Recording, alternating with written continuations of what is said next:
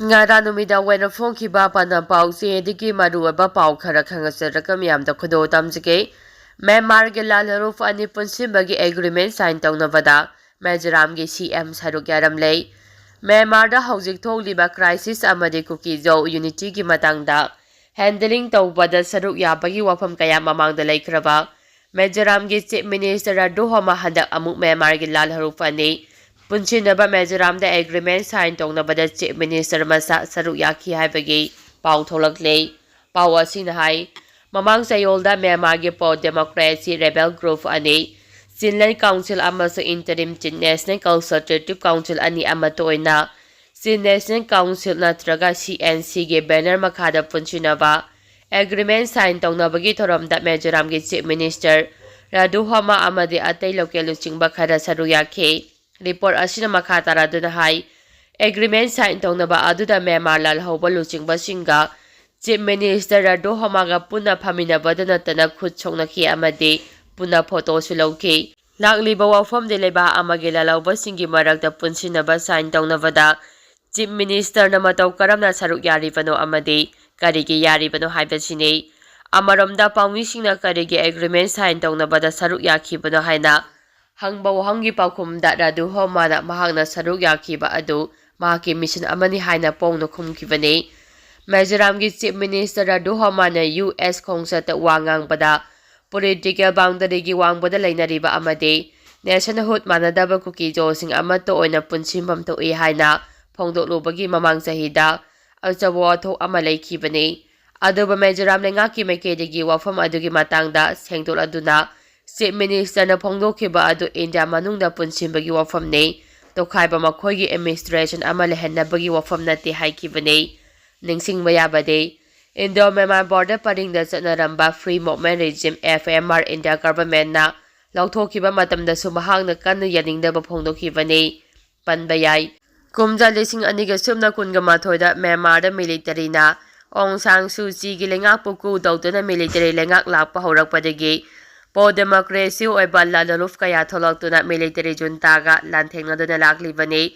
Alchiguma Lalhouba ani amata oina punsingki bahaiba asimak military junta ki mayokta makhata na hena kan lanthengna khigani haiba takpani amadi masida Mizoram gi chief minister na phongna sagwali haibani hana su report asina makhata rakli makhata rakpa pauda lan tawkhigani maitai chathok chachin thingani haina phongna singnariba group singi khulai lakhotnaba thausil lairabra kokomi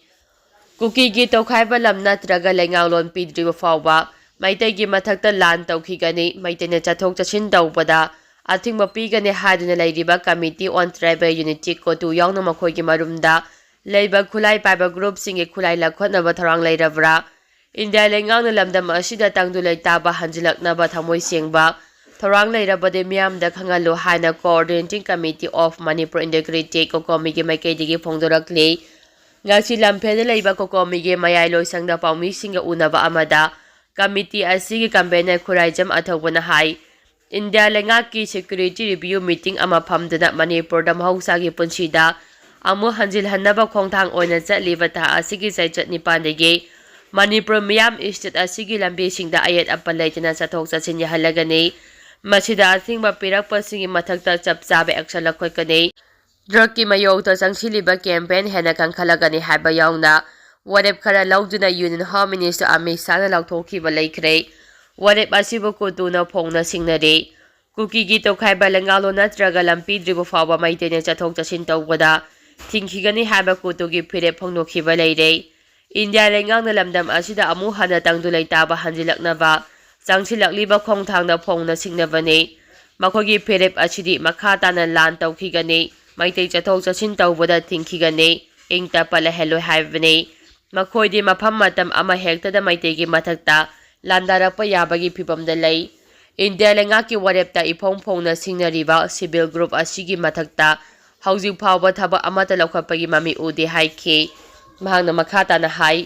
India lengangna lamdam asida tangdulai taba hanjilaknaba lakhola pakhongthanggi manungchana Manipur gi governor na order thoktuna logi wangbada pairiba khulaising tingalaknaba matam piri Tampaki maru oina maitegi khulnga patonga tunga bakanguna pairamba khulai sing thingat krei Tampakdagi chawrakna khulai lising mariga supna tara hena thingatkibagi report leide. India leingangna lawakliba khongthangda miyamna thajaba thamba amade khulngakpa singna thajabadagi thingatnarakhibane. Hauzik thingalaknaba pikhiba matamsu tensilakle. Adubu Myanmar romdagi Mizoram amade maikai kayada phawraklaga pusilakhiba. Masing thingamdaba yamlaba khulai singna kadaida chakre. Tampak khaktadagi thinga halaga singina laushindabagi thong ama uba asina wakhalda charangnaba singnaba kaya ama kokobmida lei. Tampaki oinadi lengaki leidiba security force singna amadi administration singna miyamgi punsi amadi lantum nga pangamlaktabadagi naha sing tholaktuna khulai pairaga masa masagi khulngak charakhibani. Masi hanadagi su hairaga laklaba wafamni. Hauzik khulai thingakhraba khulsingi khunjasingi security amade safety gi dama India lengangna kari thorang lakholabage karigoma masida pamdaba thoaningdaba thodo amo thoroklagana India lengana kari thodang lawgadage haina hangki. Makhatarapa pauda Myanmar da apikpa nuclear plant ama semgatnaba Russia ga Myanmar ga sign tawnakhre. Myanmar de small scale nuclear plant ama semgatnaba Russia amas Myanmar de ba anigi marakta agreement ama ngasi sign tawnakhre. Agency gi pauna hai Russia gi President Vladimir Putin amasung Myanmar junta gi chief min Ong Yang ga Moscow da unadana wari sana kharaba matung Myanmar da apikpa nuclear plant ama semganaba leba anigi barakta ngasi agreement sign tawnakhibani.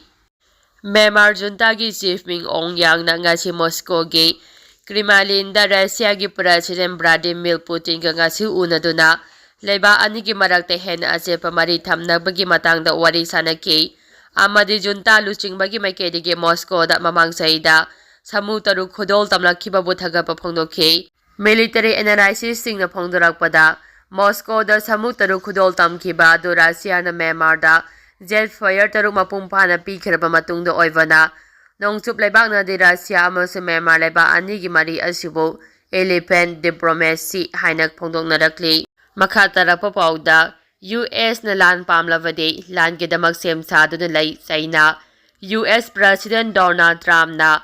fentanyl issue ga mari lenina phongdokhiba wafam amabu US laiba Chinese embassy na kana yadingdaba phongdokpagaloina kariguma US na lan pamlavade China na lan gidamak sem saduna lay haina phongdokre. Makhatarapa pauda Kuki daba mafamda sanglaktanaba warning tawre. Kuki singna khundaba mafam singda Kuki singna taliba demand phangdriba fawba changthok changsing tawba yaroi sungchang changlakpa yaroi karigumba nampuda changlakpa thoklabadi awaba amadi khudong thiba nangkari haina Kuki khulai paiba balance volunteer ni haiba singna kihelakli. Tha asigi Nepal dagi state asigi miyamgi lambi khudingda ayat apan yauduna chalhalagani hane Union Home Minister Amit Shah na tha asigi amada New Delhi da pangthokiba security gi mifamda phongdokhibani. Wafam asigi makhataragpa oina folks na hairiba numi asidagi hauduna miyamna changba yadana leiriba buffer zone amadi chingi mafamsingda santigi paujal puba khongchat chappa horagani haina laukthokibani.